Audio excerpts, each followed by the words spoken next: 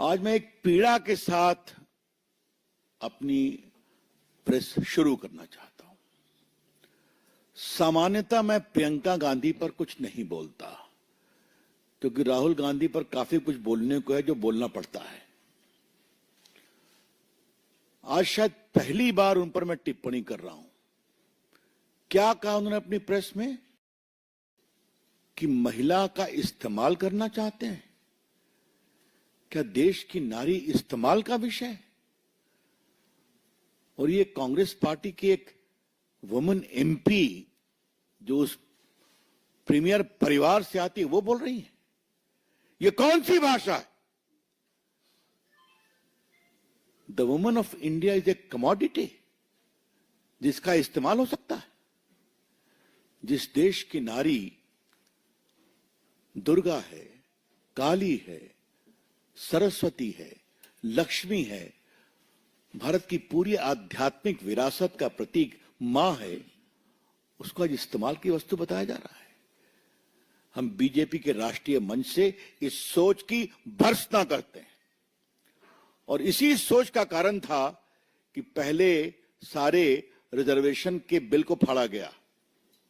याद होगा आपको, यूपीए के समय में कोई कार्रवाई नहीं हुई। मित्रों, मैं ये तो नहीं कह सकता कि कांग्रेस पार्टी संविधान नहीं समझती है, लेकिन जानबूझकर नहीं समझने का नाटक भी करती है। थोड़ा आज कांग्रेस के लोगों को, विपक्ष के लोगों को संविधान बताना जरूरी है और देश को भी बताना जरूरी है। पहली बात, और ये आज से नहीं, जब से संविधान है तब से, कोई भी लोकसभा या विधानसभा की सीटों का पुनर्गठन बिना परिसीमन के नहीं हो सकता। No revision of seats in the Lok Sabha और the Vidhan Sabha is possible without delimitation. क्या है कारण? मैं प्रावधान बताऊंगा। क्योंकि डिलिमिटेशन होता है पॉपुलेशन के बिना पर।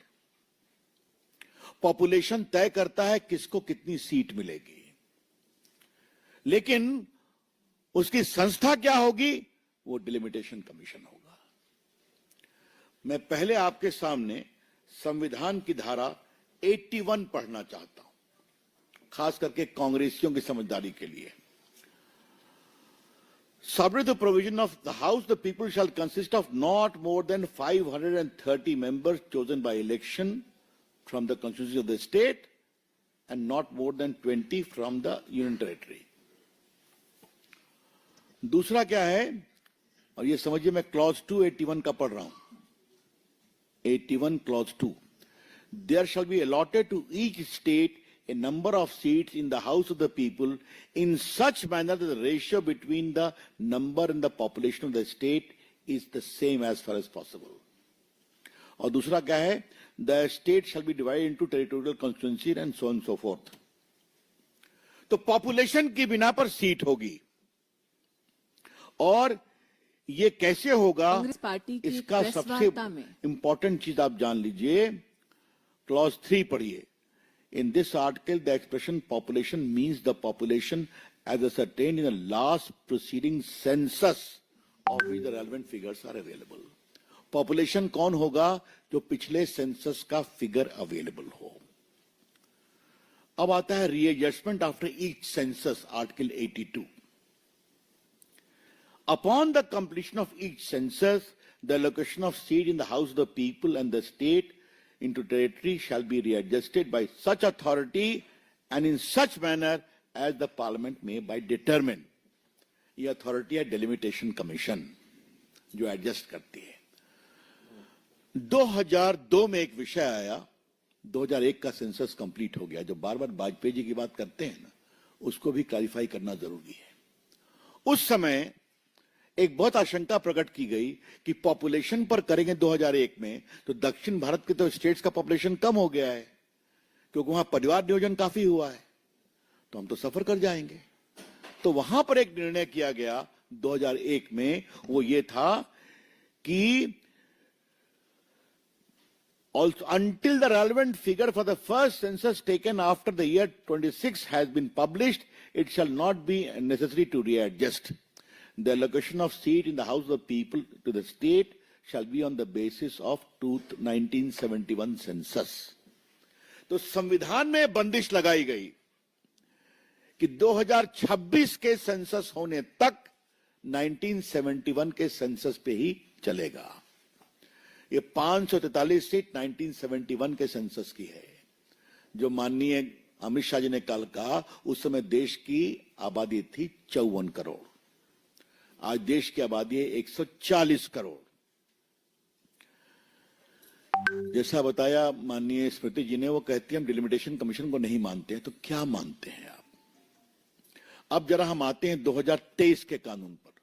2023 के कानून में लिखा हुआ है, वो भी पढ़ना जरूरी है।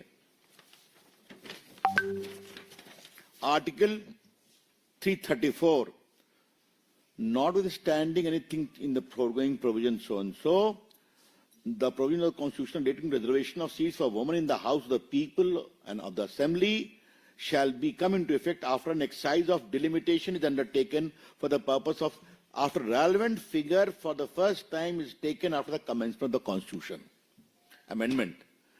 23 के बाद जो पहला सेंसस होगा उसके आधार पर, डिलिमिटेशन के आधार पर हम 33% करेंगे। अब ये चिंता क्या थी, इस बात को समझना बहुत जरूरी है। सेंसस जब भी हो, दक्षिण भारत की संख्या घटती पॉपुलेशन के कारण। कल अमित शाह जी ने क्या बताया? जो नया संशोधन आया है उसमें सीधा क्या कहा गया है, 543 के बदले अब सीट्स की संख्या हो जाएगी 815। मतलब 543 की जगह पर आशंका नहीं हो तो हम इसको 815 मेंबर कर देंगे, पहली बात, ताकि 33% लोगों को आरक्षण मिल सके। दूसरी बात, इसके स्टेटमेंट ऑफ ऑब्जेक्ट को आप देखिए तो इसमें साफ लिखा हुआ है कि चूंकि सेंसस करने में बहुत समय लगता, नया सेंसस करने में, फिर डिलिमिटेशन होने में, तो इस कारण से और विलंब होता, देश की नारी शक्ति का उचित रिप्रेजेंटेशन हो, इसलिए हम लास्ट पब्लिश सेंसस 2011 का है, उसके बिना पर हम डिलिमिटेशन कराएंगे। इसमें क्या गलत है भाई? कांग्रेस के मित्रों, थोड़ा मैं आपको ज्ञान दे दूं, बिना डिलिमिटेशन के रीएडजस्टमेंट नहीं होगा। There can be no readjustment of seats pursuant to any census without delimitation, because delimitation is the body to execute that. Delimitation Commission में कौन कौन होते हैं? नया जो कानून है, जब पहले का कानून वही है, सुप्रीम कोर्ट का एक रिटायर्ड या सिटिंग जज का चेयरमैन होगा, इसमें चीफ इलेक्शन कमिश्नर होंगे या उनके प्रतिनिधि होंगे, और स्टेट के चीफ इलेक्टोरल ऑफिसर होंगे हर स्टेट। इसमें 5 लोकसभा के मेंबर और 5 विधानसभा के मेंबर होंगे, जिनको दोनों के स्पीकर तय करेंगे, और वो एसोसिएट मेंबर होंगे जिनको वोट देने का अधिकार नहीं होगा और जिनको साइन करने का भी अधिकार नहीं होगा। मतलब it is a totally legal constitutional body headed by a retired और सिटिंग सुप्रीम कोर्ट जज। यह है डिलिमिटेशन कमीशन।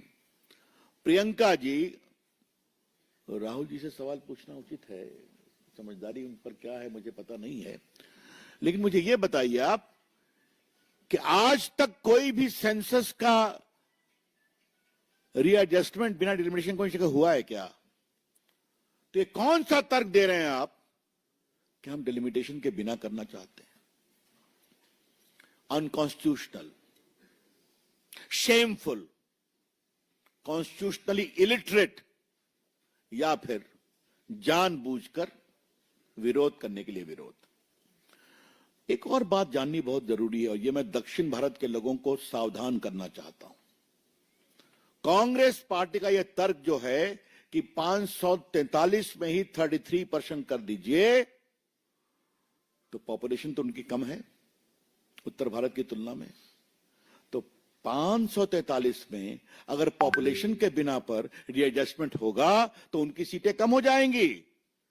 क्या तमिलनाडु की सीटें, क्या कर्नाटका की सीटें, क्या केरला की सीटें, क्या आंध्रा की सीटें, क्या तेलंगाना की सीटें? ये तो बहुत बेसिक समझदारी है।